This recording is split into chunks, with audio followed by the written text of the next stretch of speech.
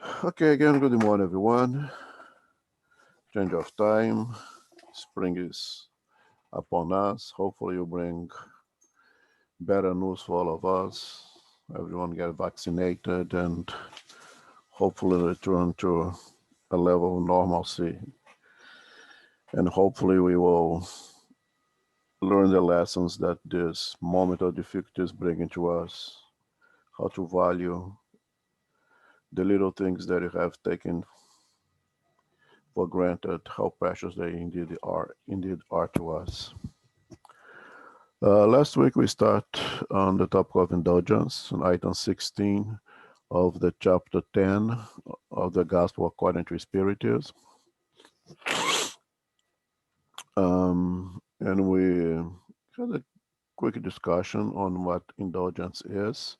What I think I like to do, if it's okay, is just to read. You don't have to discuss item 16 since you already did it, but to have an idea of what that is. And then we'll read item 17 and talk about it. Okay? Okay, you want me to read 16? Yes, please. Okay. Spiritist, we want to talk to you today about indulgence, a feeling so sweet and so fraternal that every human should have toward their brothers and sisters, but which only very few put into practice. True indulgence does not see the faults in others, or if it sees them, it is careful not to speak about or to expose them. On the contrary, it hides them, so that they are known only to oneself. And if someone's malevolence discovers them, an indulgent person always has an excuse ready to remedy them. That is, a plausible, serious excuse, and never one that instead to mitigating a fault actually highlights it with treacherous duplicacy. Indulgence never occupies itself with the wrongdoings of others, unless this is done to render a service, yet it takes care to mitigate them as much as possible. It makes no shocking observations, utters no reproaches, only advice, which is most often veiled. When you throw criticism, what should be the consequences of your words? Would it be that you yourself, who blame, would not have done what you reproach? Or could it be that you are better than the culprit? Humans, when will you judge your own hearts, your own thoughts, your own actions, instead of caring about what your brothers and sisters are doing? When will you direct your stern eyes only to yourselves? Therefore, be stern with yourself, but indulgent with others. Think of the one which judges in last instant, which can see the secret thoughts of each heart, and which often excuses the faults you blame in others, or condemns those you excuse, because God knows the motive behind all actions, and you yourself, who so loudly shout and anathema, would perhaps have made more serious mistakes. Be indulgent, dear friends, because indulgence attracts, soothes, and rectifies, whereas stern rigor discourages, drives away, and inflames. Joseph, protect the spirit. Thanks. So you read this the last time we met already. And so you see the indulgence is the third leg in of charity according to Jesus. No, it's benevolence, indulgence, and forgiveness. And as we know very well, the most stable structure is the one with a tripod, the ones with three legs. There's always find the stability regardless. If you have a table with three legs, the table will always be stable. If you have one with four legs, sometimes you have to adjust if the floor is uneven. But with the three things, it's always stable. So charity being the absolutely collection of all the virtues together, it is absolutely stable. And in all the virtues collected, we can summarize in three things: benevolence, forgiveness, and indulgence. And indulgence would be, as we read over here, the emotional and intellectual ability of one to recognize the limitation of others, to recognize the difficulty of others, and therefore, in a way, is a precursor of forgiveness because it protects us from being offended. If I recognize that he or she is doing something out of a true sincere ignorance, it it becomes extremely difficult for me to hate, to do something against that person because I recognize in that person its difficulties, its limitations. So therefore, once I'm indulgent, I'm pretty much it is somewhat a prophylaxis.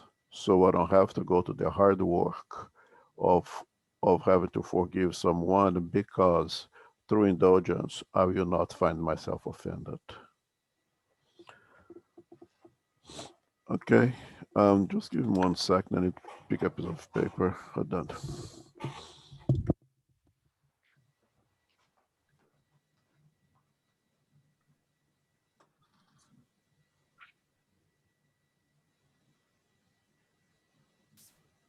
Mm.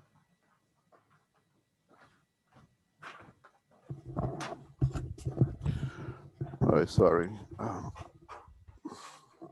We can read that 17 now, Okay, if unless anybody has any comment. okay. 17. Be indulgent to the faults of others, whatever they may be.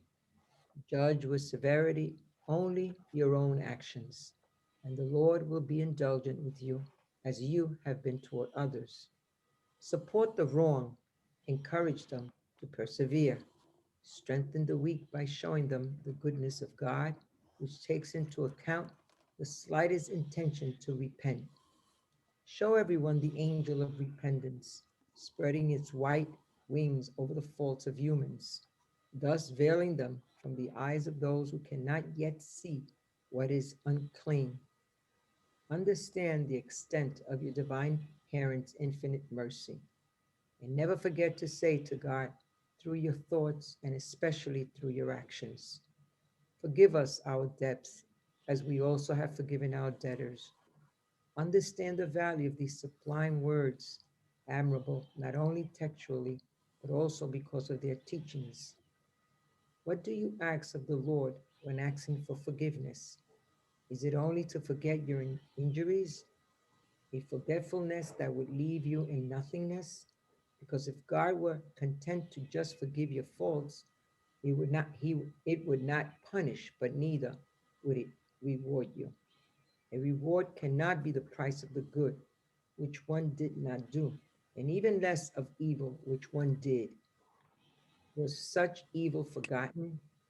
By asking for forgiveness of your transgressions, you are asking God the favor of its blessings so as not to fall again, the strength to enter a new path, a path of submission and love in which you can add reparation to repentance. When forgiving your brothers and sisters, do not just spread the veil of oblivion over their faults. This veil is often quite transparent to one's eyes. Bring love to them at the same time as forgiveness. Do toward them what you will ask your Heavenly Father to do toward you. Replace defiling anger with purifying love. Preach through example this active, tireless charity that Jesus taught you. Preach it as he did himself throughout the time that he lived on the earth, visible to the eyes of the body, and as he still preaches incessantly since he became only visible to the eyes of the spirit. Follow this divine model, walk in his footsteps. They will lead you to the place of refuge where you will find rest after the combat. Like him, take up your cross, all of you, and climb painfully but courageously through your ordeal. At the top of glorification is in store for you. Jean Bishop Bordier. Okay, thank you. It's very rich passage. That could spend a long time on it.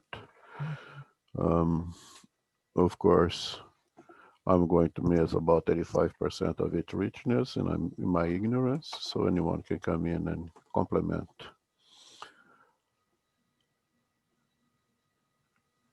From the very beginning, one of the things that I like here is when they say support the strong, encourage them to persevere, strengthen the weak by showing them the goodness of God, which takes into account the slightest action, intention to repent. We see very often that we seek to be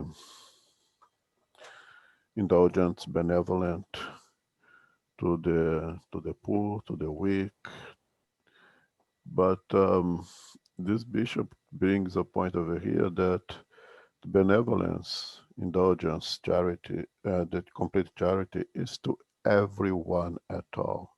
It's to all our brothers and sisters, not only the ones that are perhaps in a situation more precarious than us, but to everyone, especially for those who you consider to be strong, whatever we consider to be strong. Help them to persevere, help them to maintain their strength, perhaps to become even stronger. And of course, that this bishop is using the word strong not as a army strong or strength of the body, but having the power to do things for good, of course. Okay, we out of envy, we seems to kind of neglect the so-called strong very often out of envy or perhaps even to think that they don't need us. But um, the beach will make sure that we think of the so-called strong as well, that we need them as much as they need us in this pothole that we are all together and we need one another. Um, it reminds me of the passage I believe is in the Jesus in the home that tells the story of one servant. They spent a day in the position of the king, and at the end of the day, as as being the king, he recognized the hardship, the difficulties that it is to be a king, and in order to have a lot more appreciation for that king that he used to have before. So we don't know what the so-called strong, the so-called powerful goes through, and they are also in need of indulgence. They are also in need of benevolence from our part. Um, Another thing that I find interesting here when you use the word unclean, when it shows everyone the angel of repentance is spreading its white wings over the thoughts of humans, thus veiling them from the eyes of, of those who cannot yet see what is unclean. I think in here we have that tendency of seeing others our own difficulties. So that there is this popular proverb that says, the more Mary speaks of Sarah, the more I know of Mary. Meaning that the more Mary speaks of Sarah, Mary speaks of herself.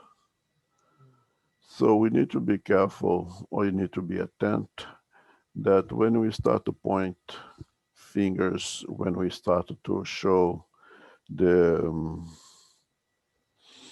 the difficulties of others, the vices of others, that very often in reality we use them as a mirror and we are expressing our difficulties, our vices.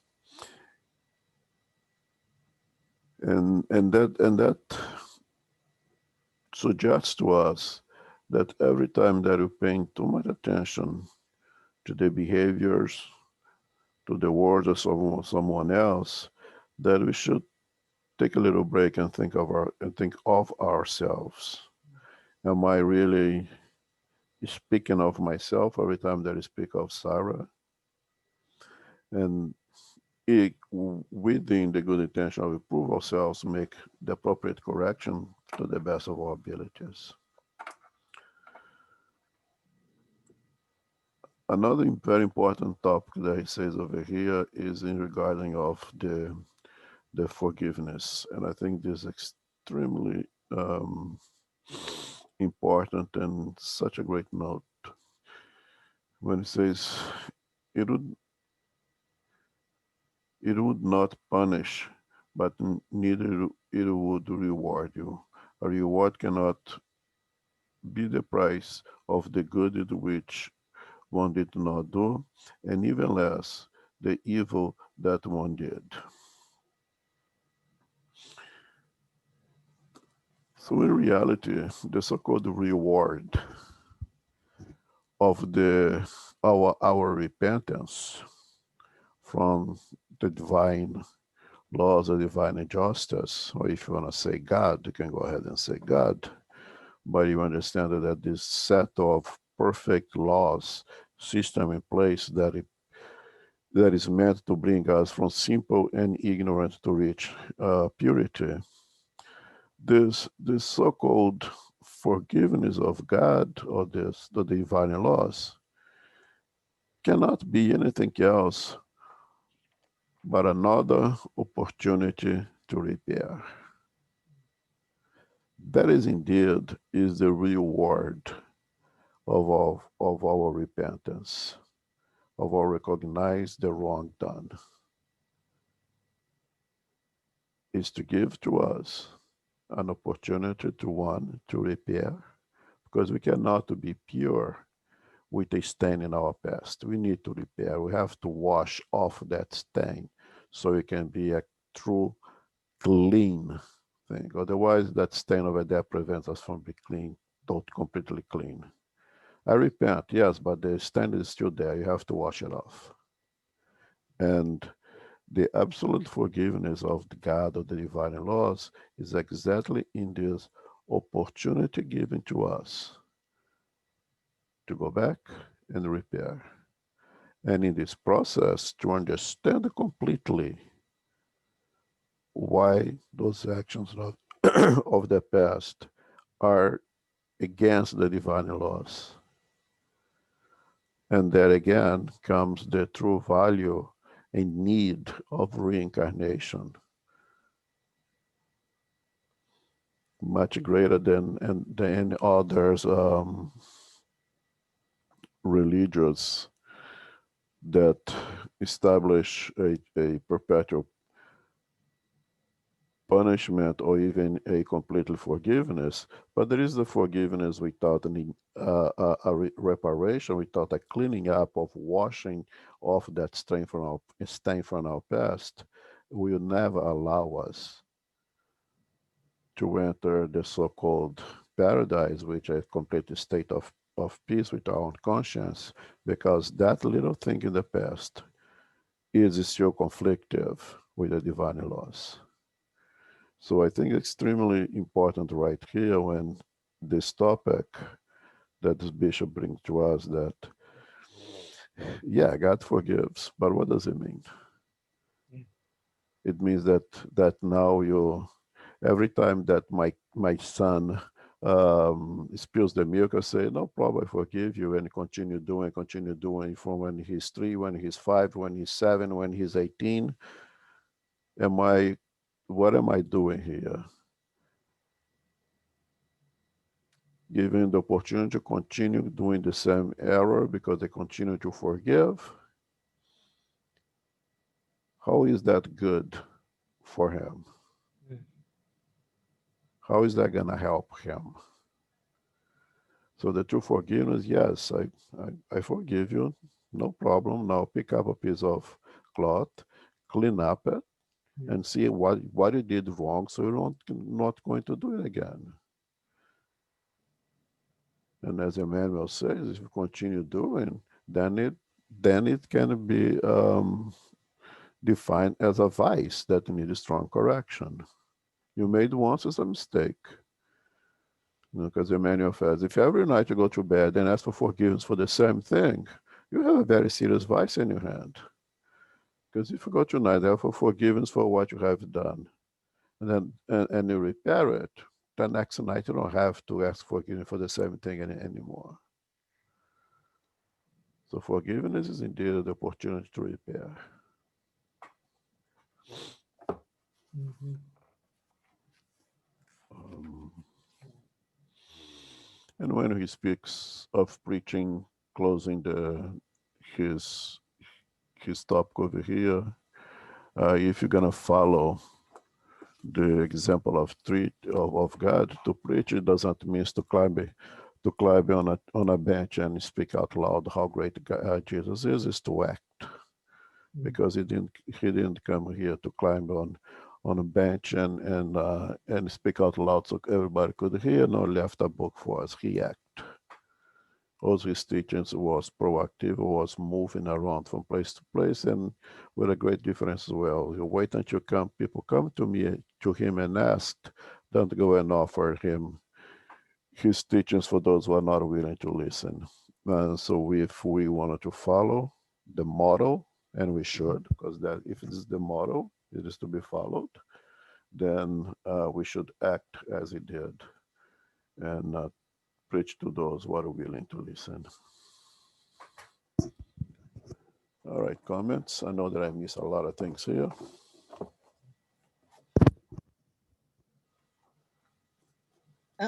Elmo, so in terms of indulgence, when you're working with children, there has to be perhaps more moments of teachable moments as well, but without wrath or harshness. So how can we put that in perspective? How do we know how to handle this at each step of the way? If you have any thoughts on that, I would appreciate it. Thank you. Yeah,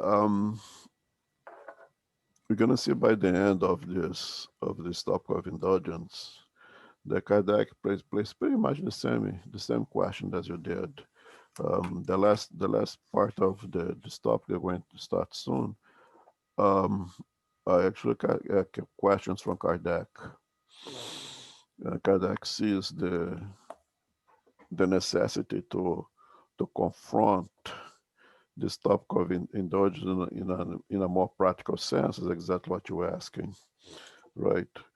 So indulgence again is as we read before, is the ability of maximizing the good of others, and when necessary, point out the deficits, point out the mistakes that requires correction in a way that is not public, in a way that is not offensive, in a way that uh, does not cause pain to our others, in a way that we don't use the opportunity to put ourselves in a pedestal. Because very often I'll go around and I'll say, "Oh, my neighbors is such a good father. He does this and that to his children. He does not do this and that to his children." And if you translate in reality, what I'm saying is, you see how great of a daddy I am. You see how good of a father I am.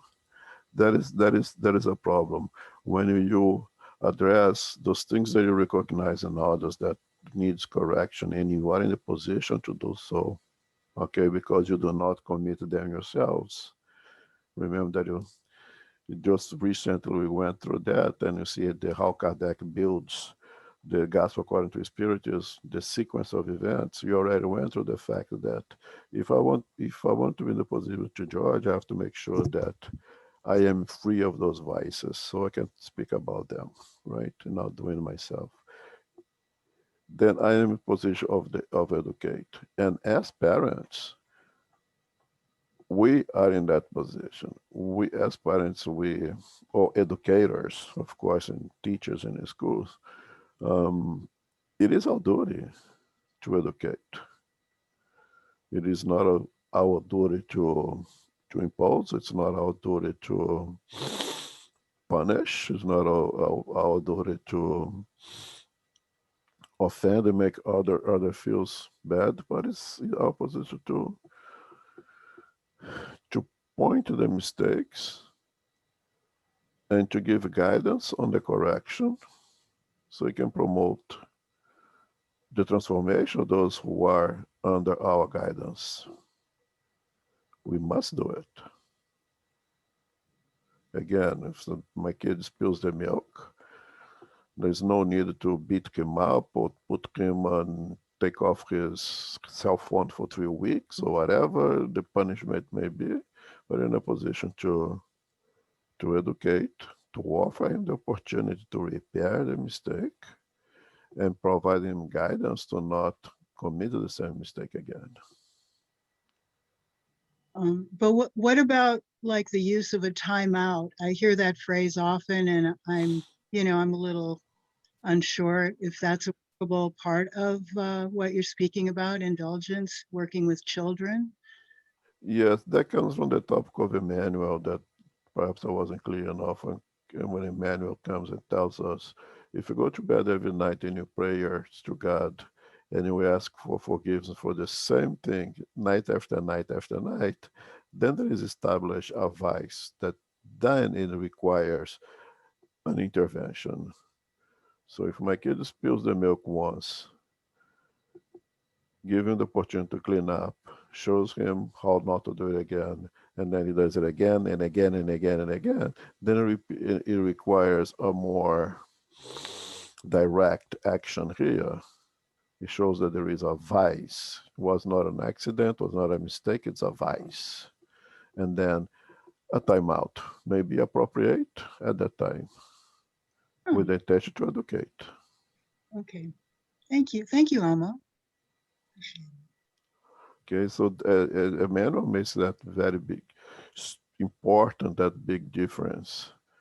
All right, it's of making a mistake, of being ignorant of a thing, being educated, it's over.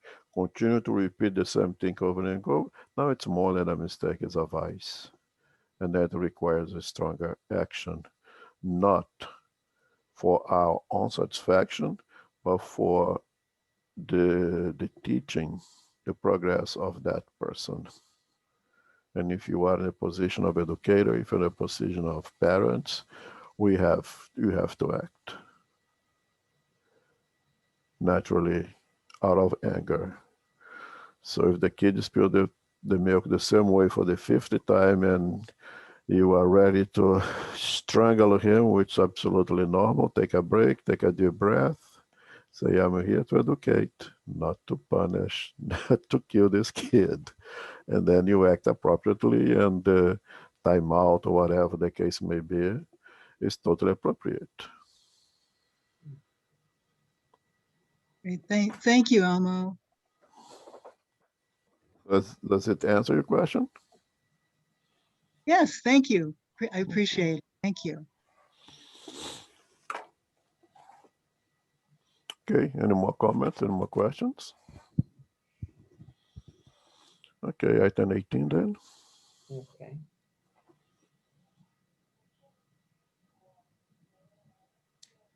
Okay.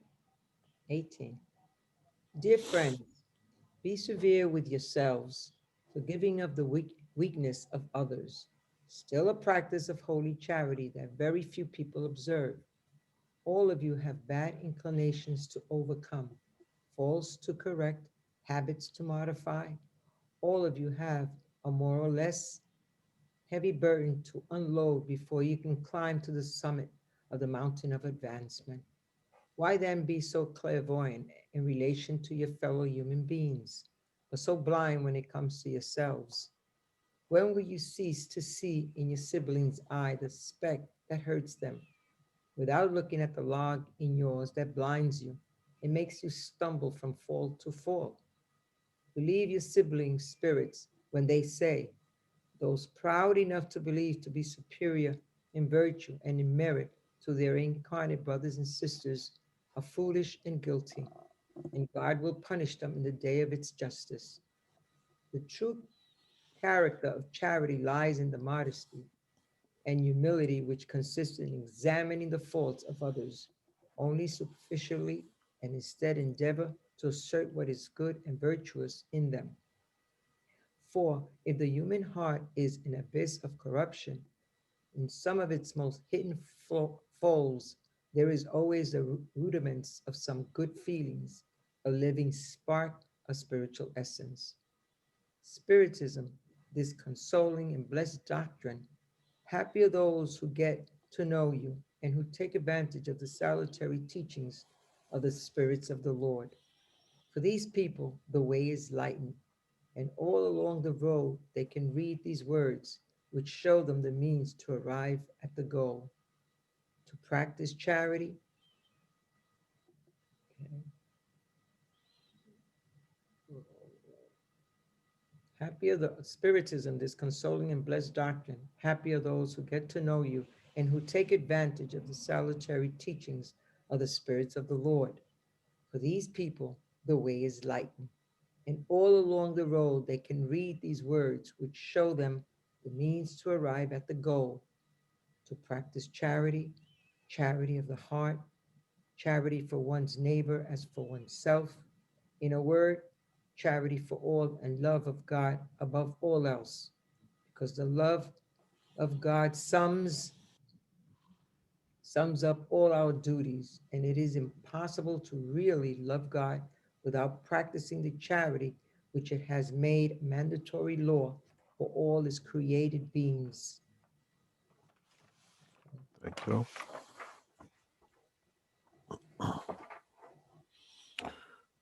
So one of the many wonderful phrases of Chico Francisco Cândido Xavier is he used to say that to others, well, let me quote, to others I give them the right to be how they are. To myself, I give the duty to make myself better each day. Mhm. And I think that's a big, that's basically what this Italians talks about.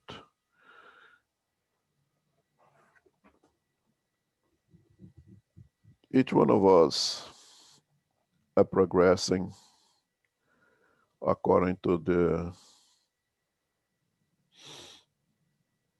for first for what I have in our bag.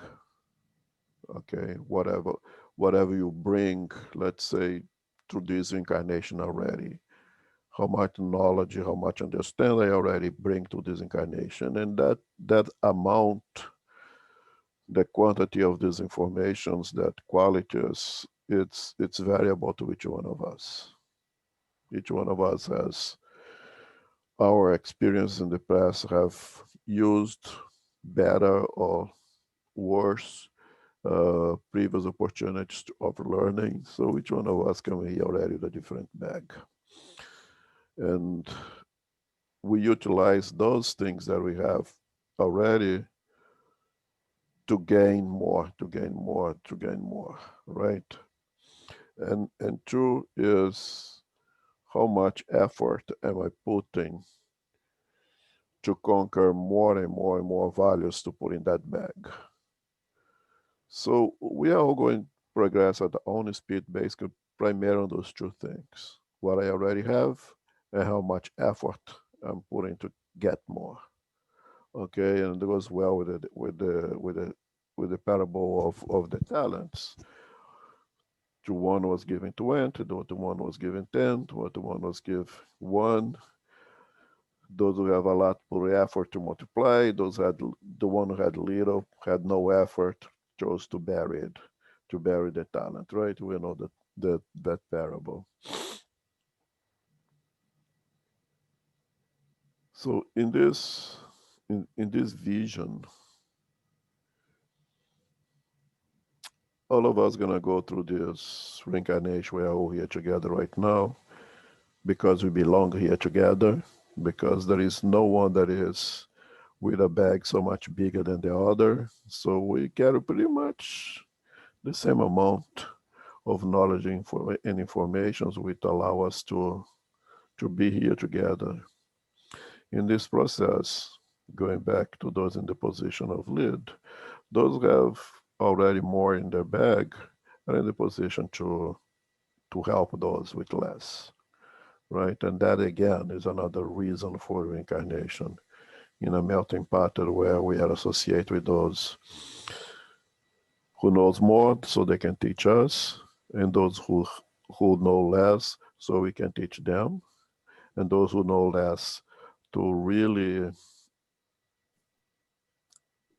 try us to make sure that we know what we know, okay, which is also very important, and to continue to exercise those values. If you don't use it, you lose it, right? The great value of being here in this reincarnation. So in here, we're going to be associated with many that will tempt us, that will challenge us even to go in and talking about them and doing the opposite of indulgence, which I don't know what the word would that be. Okay. And the Spirit is asking us, when will you stop that and start to look at your one? Okay. Again, the more John speaks of Peter, the more I know of John. When Elmo going to stop speaking of Mary and start looking at Elmo himself, so Elmo can make himself better? This, I think, is the basics of this teaching of the Spirit of Beaufrey to us over here. And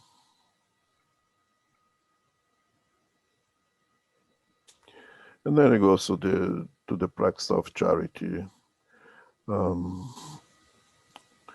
To practice charity of the heart, charity of one's neighbors, and as for oneself. In a word, charity for all, and love of God above all else, because the love of God sums up all the duties.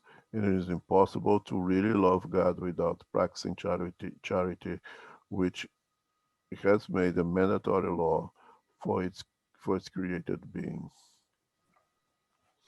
And again, when we speak of indulgence, we are somewhat speaking of charity, because again, it's one of the three legs of the complete charity according to Jesus. And it seems almost that the Spirit used the word charity over here as indulgence, because there is no charity without indulgence. Okay, so and brings a very important topic of indulgence towards oneself, or charity towards oneself, because we keep talking of being indulgent, being charitable to others, but we have to give ourselves a little break every once in a while. No, if the phrase of Chico is so important, so truthful, that we should give to others the right of being how they are, unless we're in a position of make the necessary corrections as educators, as parents, of course, as we talked before. And I give myself the duty of making myself better each day, which we should absolutely do. But it doesn't mean that you need to be a true punisher of ourselves, someone who continues to hurt ourselves unnecessarily. That we have to be indulgent to ourselves also. We have to understand that that is how much we have in our bag. That is somewhat empty, perhaps even in a comparative approach to others. You know, if I compare myself, of course, to Chico Xavier or to Divaldo or to Mother Teresa or to Buddha, I kind of feel a little bit short from those individuals, right? But if I use them as an example or something for me to reach, since Jesus seems so far distant, it's a good thing, but understand that even Jesus, they even Mother Teresa, they even Chico, they had to learn. They have to walk two steps that I still have to walk through. That they have to go through to the difficulties that I'm facing now, to overcome them as I'm trying to overcome mine now. So I do deserve myself a little break, a little indulgence towards myself as well.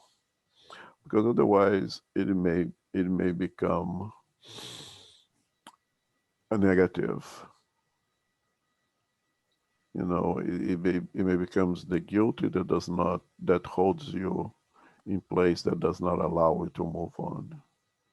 When the guilt is a positive one, you transform that in repentance, and then comes the forgiving of God, that is an opportunity to repair. But with the guilt that imprisons us, it does not let us to move on, and therefore you never repent, and therefore you never gain the opportunity to move on. Not that someone else holds us, but we are holding ourselves.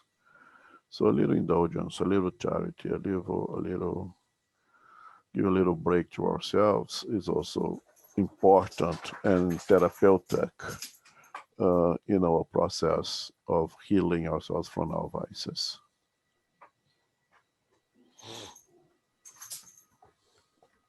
Okay, comments, questions?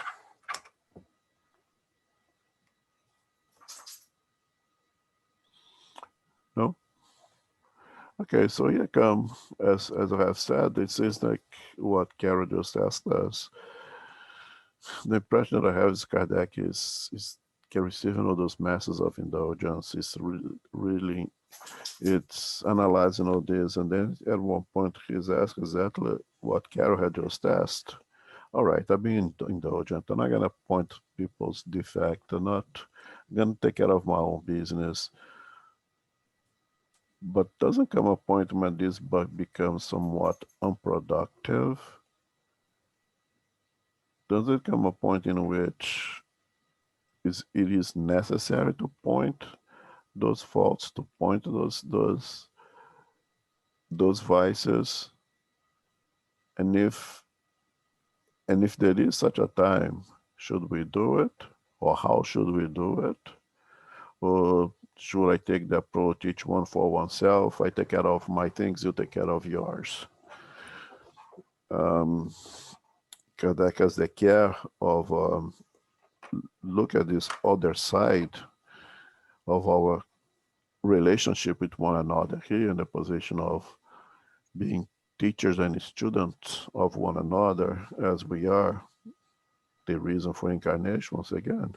And he placed some questions to Son Lewis, his mentor, and I think this kind of clarifies this very important point of indulgence, of charity, which we all had, and Carol had already had the same question that Kardec could have.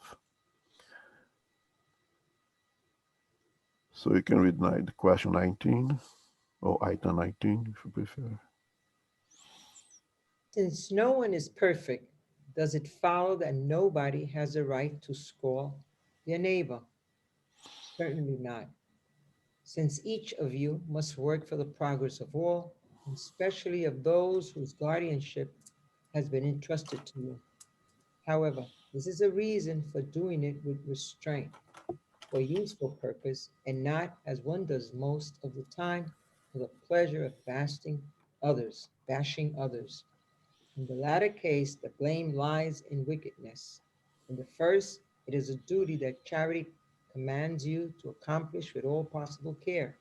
And again, the blame we throw on others should at the same time be addressed to ourselves, and we should ask ourselves if we do not actually deserve it. St. Louis. Okay, so here it's obvious that Kardec is challenged this whole idea of indulgence.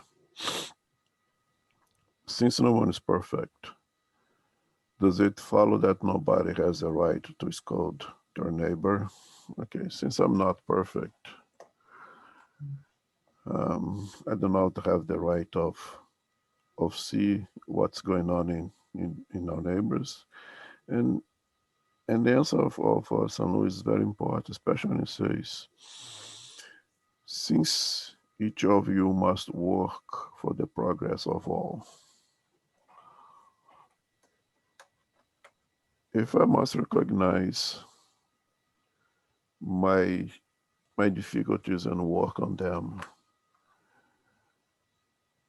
and since it's good for me to do so, and since Christ told us, do to others what you'd like others to do to you in the same situation. So isn't then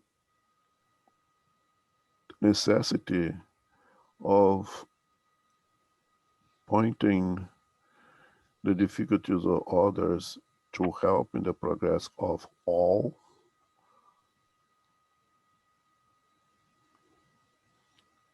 Of course it does. But then we come to the three requirements to speak, right? According to Socrates, right? And to others also. Yeah, it's in the same statement for others as well. One, if it's true. Mm. Two, if it's good. Three, if it's useful. So in order for us to be able to be in the position to bring the topic of the difficulties of others, the vices of others, the errors of others, whatever we want to say here, we have to make this analysis. Is it true? Is it a fact? Is it good? So if I point a defect of my neighbors, first of all, I have to make sure that it's true, that I'm not, because otherwise it's calumny, otherwise it's a fraud, otherwise it's a crime even, right? Okay, it's true. Now, is it good? And by being good is, it does anything good first for him or for her, and then for me. And three, is it useful? By doing so, by saying it or by doing it, how is it going to improve? How is it going to help my neighbor? How is it going to make my neighbor progress, since we are in the position to work for the progress of all? If we're able to make this analysis and see that indeed it is true, indeed it's good, and indeed it's useful, yes, then we are in a position we have got proceed with the saying, with the pointing out, with this intention of being useful, because it's good.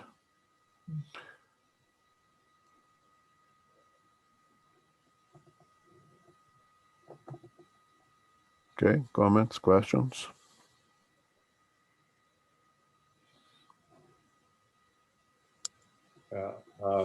Everybody's very quiet today, so let's go here.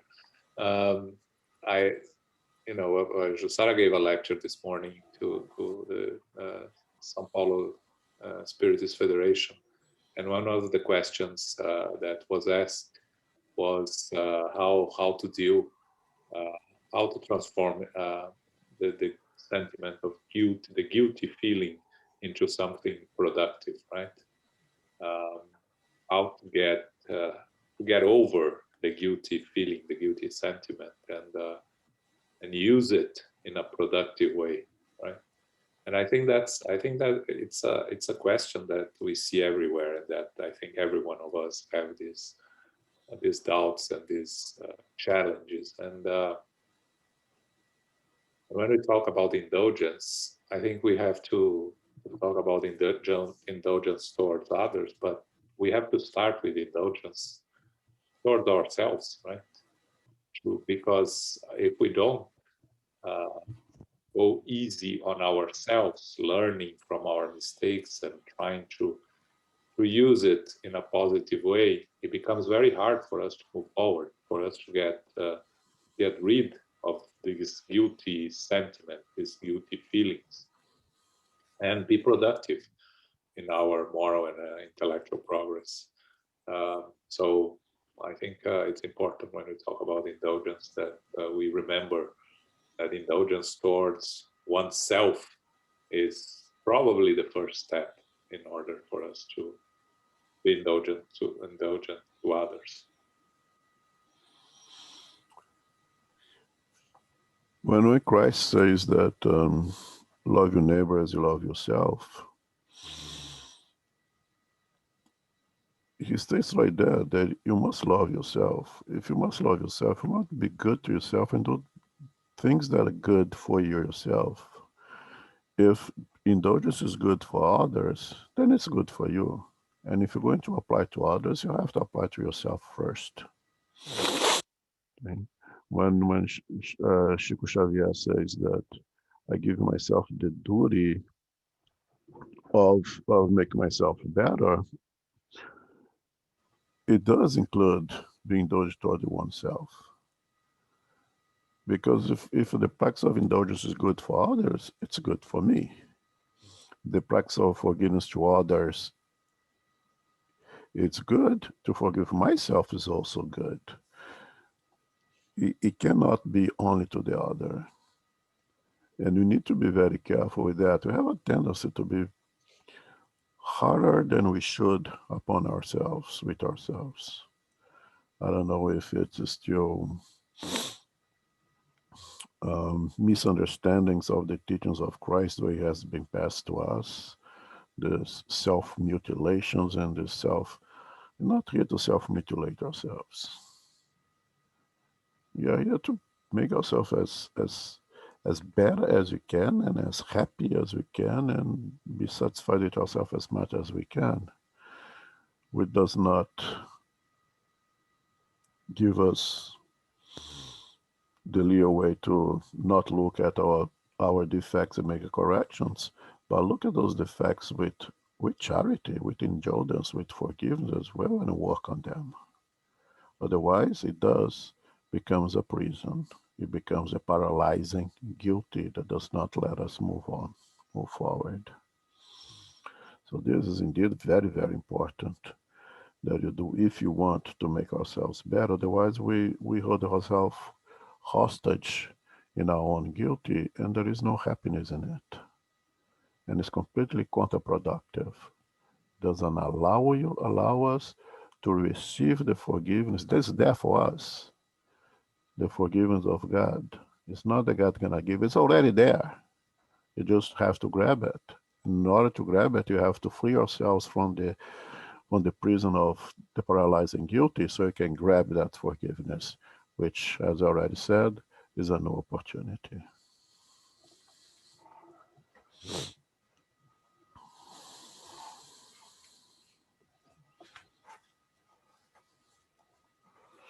Okay, more comments?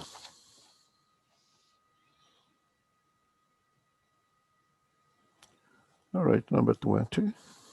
Okay. Number 20. Is it reprehensible to observe the imperfections of others, even if there cannot be any profit for them, and if one does not disclose them? It all depends on one's intention. Certainly, it is not forbidden to see evil where evil exists.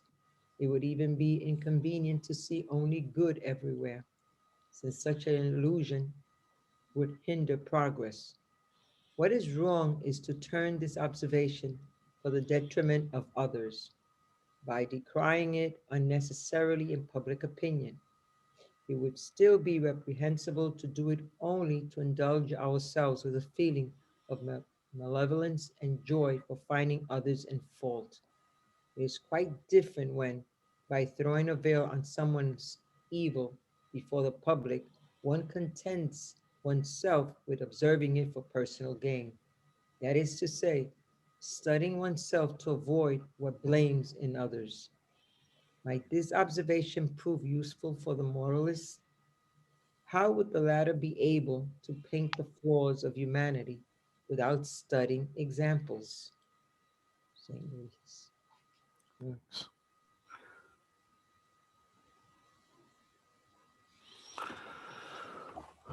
So, why do you see things? We see things because we have vision and our eyes are opened. Why do you hear things? We hear things again because we have a good hearing apparatus that allow us to perceive and receive sounds. What I'm saying, if the things are in front of us, they are there. We cannot pretend that it's not there. We cannot pretend that we don't see what's right in front of our eyes. And there is, unfortunately, a lot of bad things out there. And you see them, and you hear them, and you perceive them with our senses, with our intellect, with our emotions.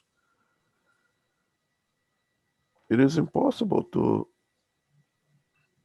well, if you go in the subway and we sit next to a couple in the subway, and this couple is fighting and saying nasty things about one another, is that, does it mean that you're interested in their lives? That are interested in their problems? No, we are hearing because you said over there, and they are the one who is speaking out loud and put it out loud for everyone to hear. Not that I'm interested. I'd much rather be reading my book and they be talking, in a tone of voice that I could not hear it. But it's there. I cannot deny it. I cannot close my ears. I don't have a weight of completely unfortunate. I know it's possible. Somebody can say, it is possible. It is possible. I don't have the ability, unfortunately, to completely shut off my auditory system and don't perceive anything that they are saying. And unfortunately, very often it will catch my attention. I am that ignorant yet, right?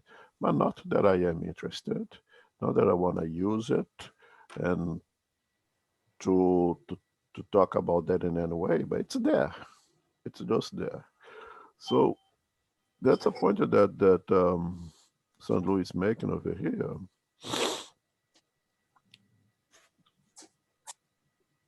The things are there, and it's maybe inconvenient, but it's there already.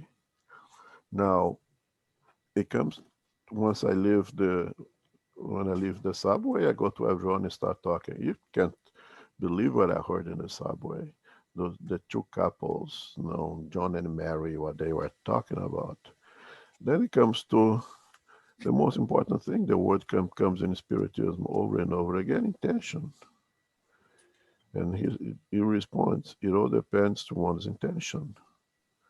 What is my intention when I come to the center and I meet Zoraida says, Zoraida just come out of the train. He can't hear what I heard the couple talking about. For what? Let's go back one. Is it true? Perhaps. But is it good? Is it useful? How is it good? How is it useful for that couple? How is it useful for Zoraida? How is it useful for me? So if I put in the intention, if I find reason, if I find in letting Zoraida know what I have heard, if I think in a sincere analysis that it would be good for, let's say, for her, it would be useful for her, maybe some kind of problem she's having, perhaps I can use that as an example and going through. But again, it all depends on the intention. Because very often we will use it, and that's what the warning that St. Louis gives it, as an instrument to put ourselves in a pedestal. I'm going to say, you cannot hear what I heard. You cannot believe what I heard in the subway. There's two couples in, and if you translate to say, you see how great of a husband I am. You see how great of a guy I am. You see how great my relationship with my wife is. Because I want to project myself, I want to make everybody thinks the best of me. Is that my intention? I fell very horribly, in it. But it's not reprehensible to see the imperfections of others because they are there. I'm not making them up. It's not wrong if at any one point my imperfections, because they are there, I have them. But when you do so, what is your intention? What do you wish to gain from it? And what do you wish more important that I gain from it? Because perhaps it will be a charitable thing. It all depends on your intention. So there's perhaps one of the most important words in Spiritism, intention, is absolutely crucial. We cannot pretend that we don't see things that we see. We cannot pretend that the reality is there, and we make up an illusion of everybody around us being perfect and don't need any correction and don't need anything. How can we progress? How can I educate my son and my daughter if I don't point out the thing that needs to be corrected and help them to correct them? Is that why God put them here under my authority? So if the error is there, the mistake is there, it is my responsibility to point them out with the intention of make the proper correction.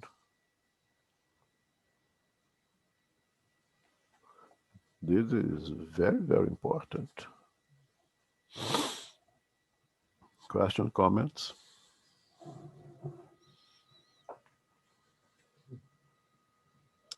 Yeah, it's always a challenge, right? This subject, and I remember when Julio used to say to us, right, when we say don't judge others, but then he said we judge all the time. That's how we live our lives, right? We're always judging what's happening. The thing is, what are you making with those judgments, right? Are you judging to only find faults in others and judging yourself in a lenient way, or are you judging yourself too harsh, or are you judging others too lenient? And that's, in the end, it's again, it's the what you said, intention. The key word there is intention, and how you are using all these lessons that we have around us at all times to our own progress, right? We cannot change others, but we can always change ourselves. So we can point useful things to others in a hope that they will help them if it's convenient, if they are open and receptive to it. But sometimes they're not. And the ability to know the difference between talking and keeping it to yourself, following the words of Socrates, right? How useful, how important, how truthful it is.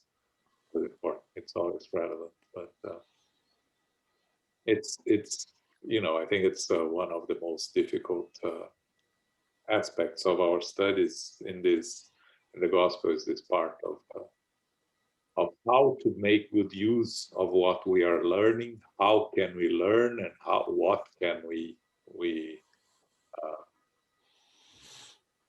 what can we use and what should we not use, right? And especially nowadays that we are surrounded and bombarded with information, with news, with expositions from others, and it's a challenge, always a challenge to separate the wheat from the chaff, right? and yes, and also since you mentioned our these days that we live in right now, it's bombardment of informations that it should create more unit, and creating so much more disunion and separation and little groups that does not mix with others anymore. It's almost that we are living here right now our discarnate life in which we go where our conscience takes us and we don't mix with other groups. How bad, how dangerous this is. Because you are supposed to learn from one another. If we're supposed to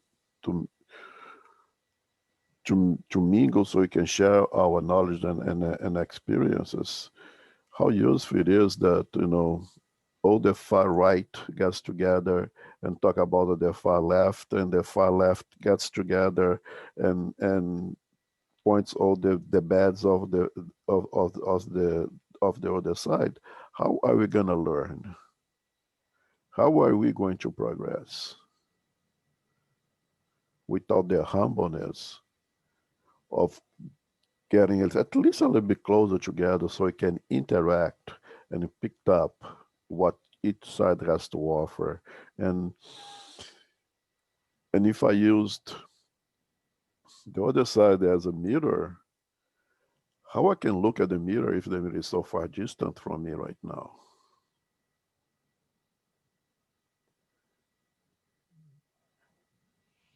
And it comes really to the problem of selfishness and primarily pride that doesn't allow us to get the mirror closer to us so we can start make our corrections. So we go on point fingers and talking about it, but what for? It really is what for. What's the intention behind this? How does it make myself better? More important, how does it make the other side better? How does it help me to be go over there and point fingers at those that I consider to be, let's say, racist? How bad they are. Mm. How does it help them? How does it make them less racist? How does it make me any better? And, or just I just want to put myself in a pedestal, so how great I am because I'm not racist. Mm. Or perhaps I'm calling them racist because I use them as mirror and I don't want to tell that I am racist.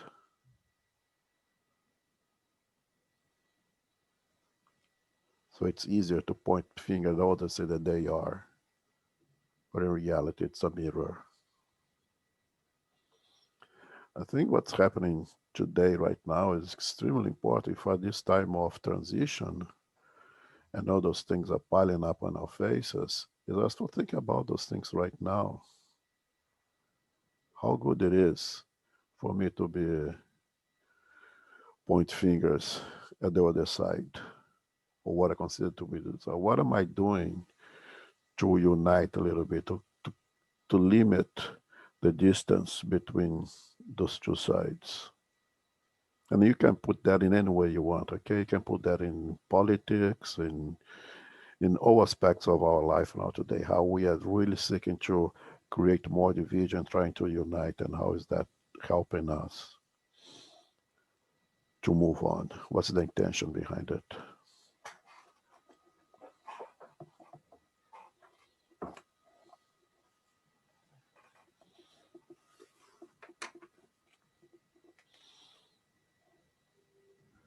Okay, questions, comments?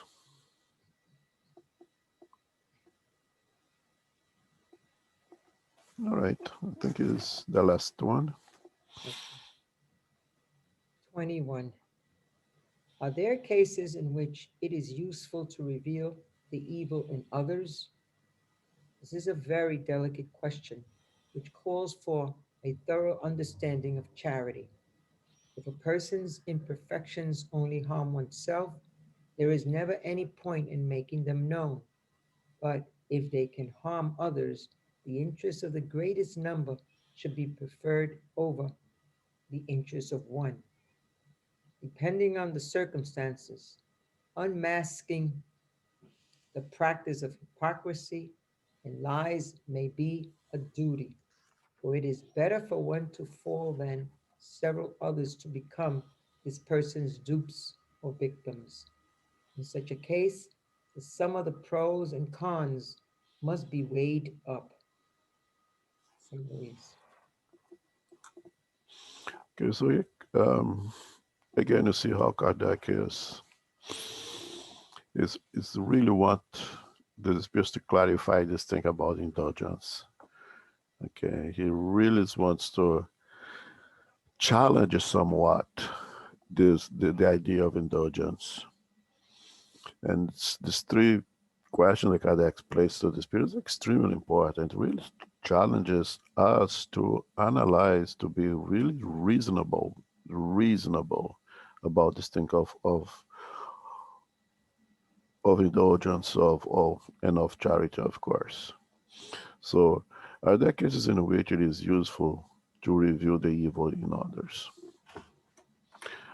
Okay, if you take from the very beginning, you'd say no, it's not indulgent. You have to maximize the good and hide the bad. But are there cases then we should not hide and actually expose it?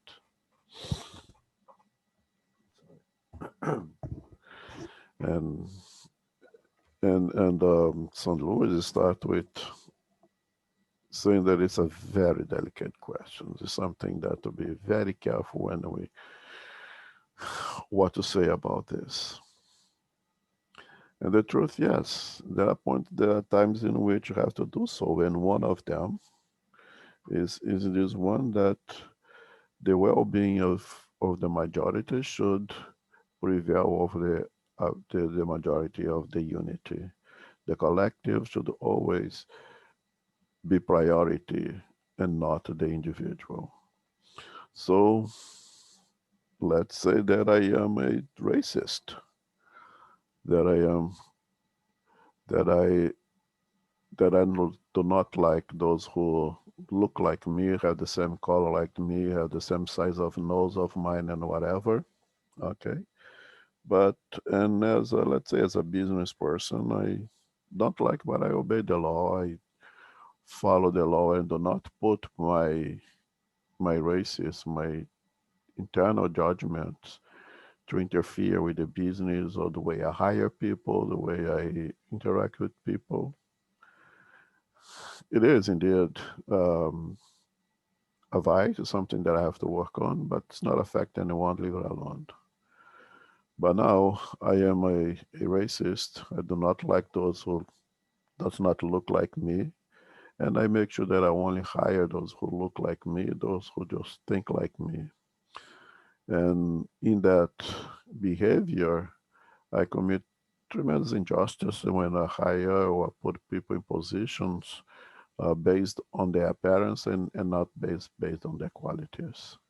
That becomes a public problem, especially if I am a public figure. Then that needs to be pointed out for the benefit of the community, for the benefit of making justice for all. Then it has to be spoken and it has to be addressed, not with the intention of hurting me, but with the intention of providing justice for the majority for all. Then it becomes important. And perhaps you could think on other occasions in which it is useful, it is good, and it is truthful to point imperfection of others. But it all would come with an important word, intention, and being able to analyze that this finger point is not something personal, but it is for the well-being of the community. We always must put the community above the individual, even if it's our own, we being the individual.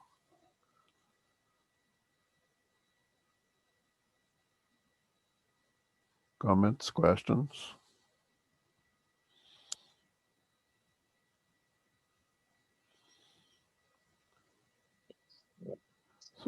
Before we, okay, go ahead. Reflective part, right? And there's a lot of things to reflect here. So. Yeah, and we see here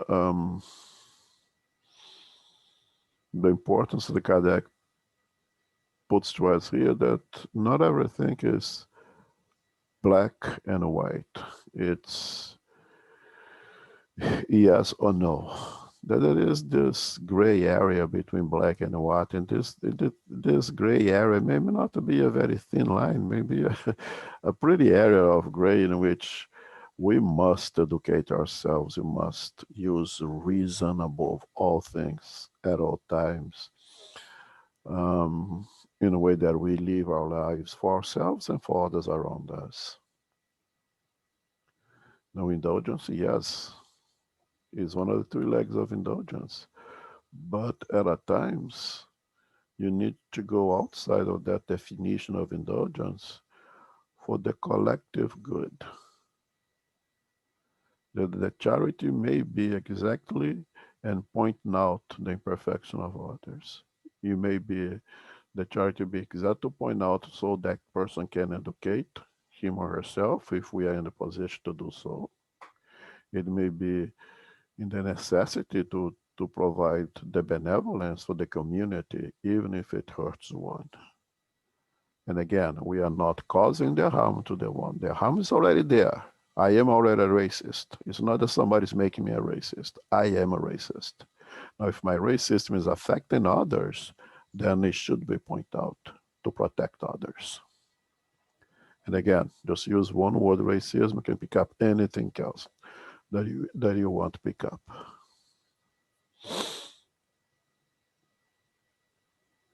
All right. We have a couple of questions here, Amo, that we have only 10 minutes, so I don't think we should enter into the next chapter, right? Okay, so let's talk about them. Yeah, so the first question is from item 10 of chapter 1. I'm going to read and then I'll ask the question. So it says here, yes, my children, the world is shaken, as good spirits warn you often enough. Bend under the gales, foreshadowing the tempest to come, so as to not be overthrown by it.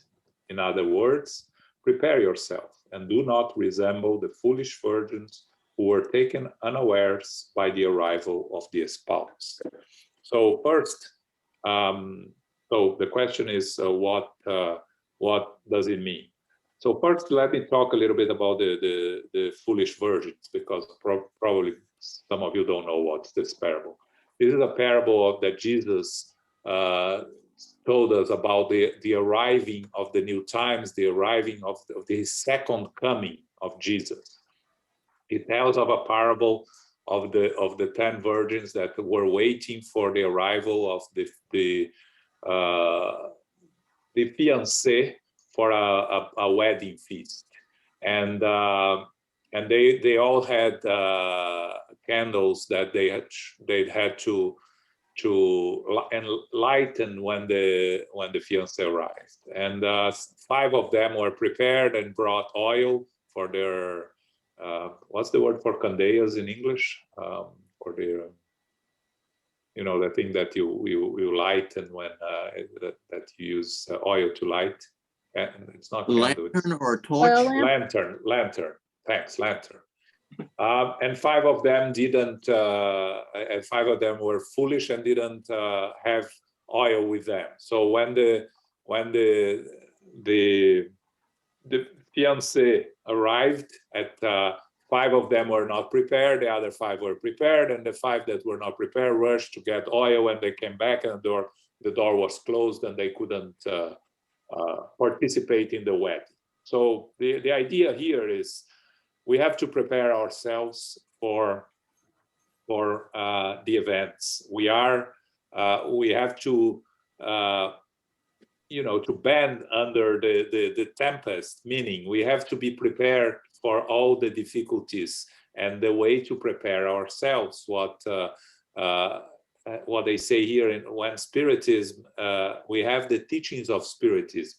How do we use the Spiritism to help to better prepare ourselves for this arrival of the difficult times. And I think that we are facing some difficult times, and we are studying and discussing how Spiritism can help us. And I think that's the idea behind this passage of the gospel. Anything to add, Elmo? What is the question? To explain it, what does it what does it mean by this passage? Oh, I think you completely gave it the interpretation of the passage. It's I remember Vivaldo Pereira Franco's giving the story of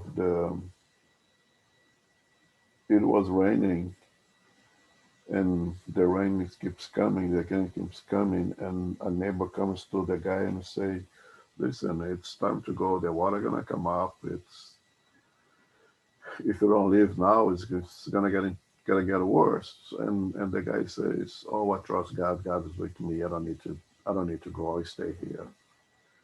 And so the neighbor, of course, leaves, and the water continues to climb up.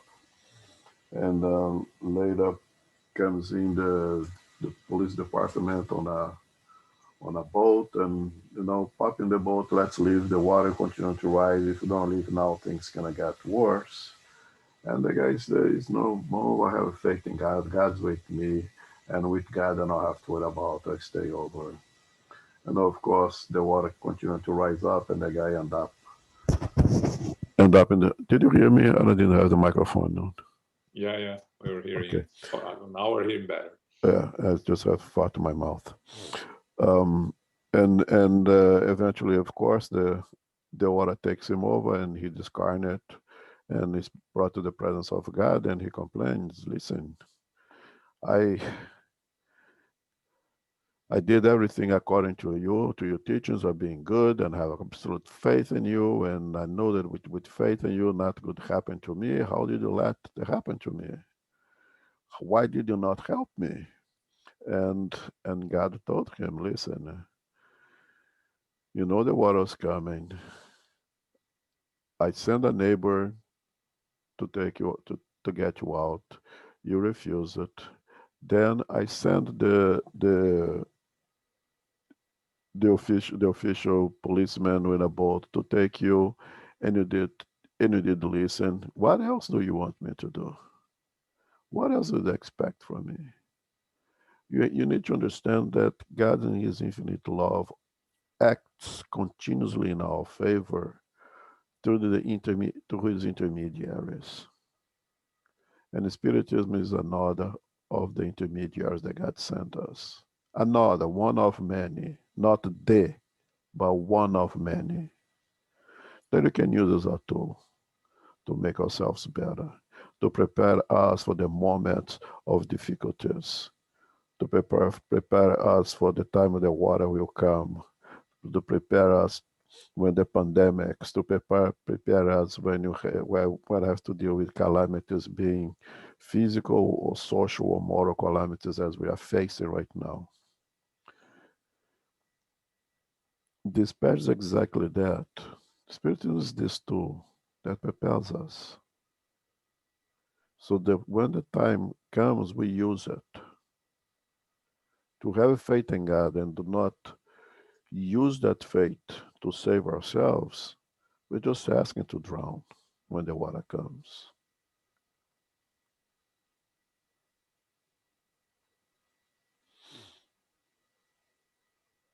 And again, the lessons are all for us. Again, with Givaldo, when he went to complain to Joanna de Angelis that, he receives all those psychographies and he writes all those beautiful messages for everyone, and he's not receiving any help from her. What was the answer? What are you talking about? All those lessons are first for you, and then for the others. You are the first one to receive. I'm giving them to you. You're sharing them to others because you want to, but I'm giving them to you. No, you share them for the others because you want to. The Spiritism, again, is here for us to use it, for us to apply it. And I think that's what this message is all about. Yeah, actually, Valdo repeated that on the lecture he gave yesterday on the Paraná Spiritist Federation seminar that they have this weekend. And he said that, he repeated exactly that. That Rona Gendris told him, when you read the messages that I write, you see that I don't write the message as them. I write the message as you, and directly to you if you read. But so I'm helping you first of all at all times. That was very interesting. Yeah. Yeah. So the second question I kind of answered to her, and I don't think there's much for us to talk about here. It's about San Agustin and his and the item 11 of chapter 1 talks about San Agustin and for the question of San Agustin's beliefs. And he had a very strict view on a lot of things, St. Agustin, when he was alive. And basically what I said is that the San Agustin of the 19th century writing on the spirit about Spiritism is not the same San Agustin of his when he was alive in the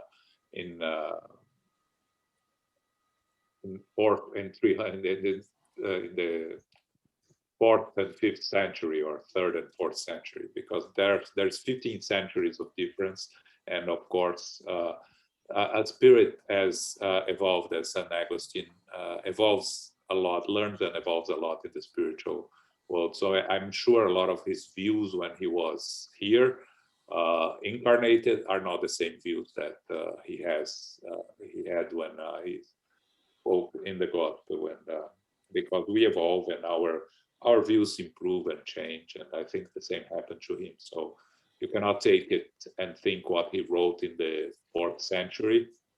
100% of what he wrote is exactly what he still thinks. You have to take the basics, and you have to take what's useful and what is and specifically on the question. He had a very strict view on sex.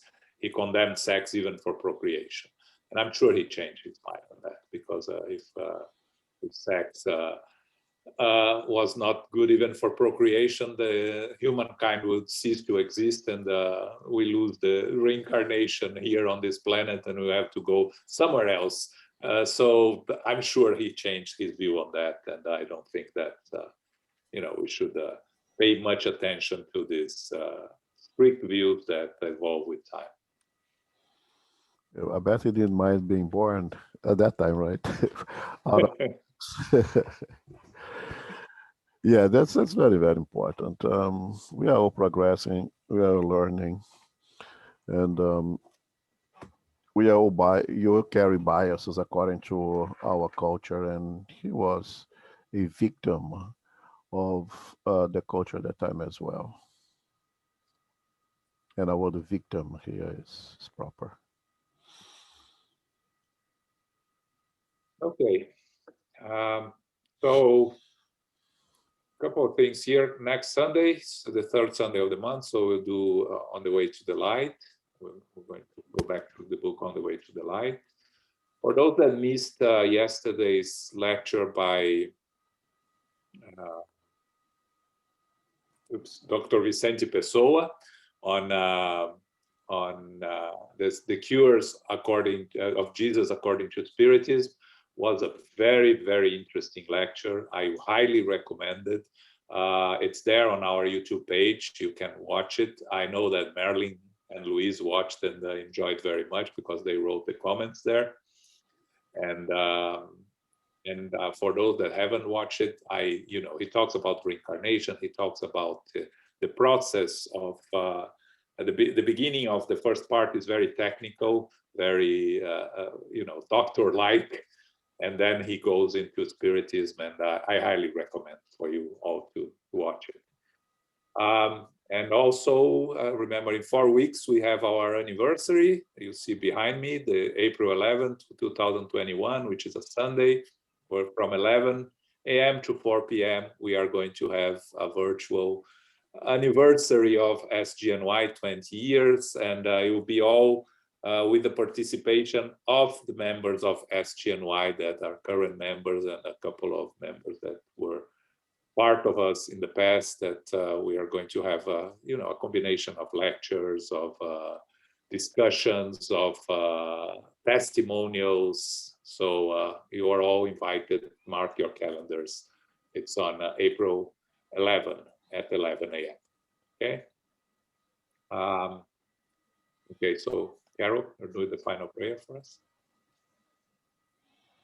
Yes, thank you, John and Elmo and everyone. Infinite Creator, all goodness and grace, we are grateful to be together today, sharing our studies of the Gospel according to Spiritism, our chapter being the Indulgence chapter. We are grateful for what we have learned today. We are able to share this together and grow together. We want to bring love and forgiveness to all, and also indulgence and benevolence. May we practice charity to our brothers and sisters, our neighbors, and also to ourselves. May we love God and practice charity with humility, and may we work and endeavor. May we especially work on ourselves. Our intentions are important, and how we use our intention is very important. May we lessen our pride and our vanity and our selfishness in order to improve this flow and to have a deeper understanding of indulgence. We are truly grateful to our spiritual benefactors, the good spirits, the mentors as well of SGNY who are with us today, guiding us and allowing us to receive the blessings that we have received today.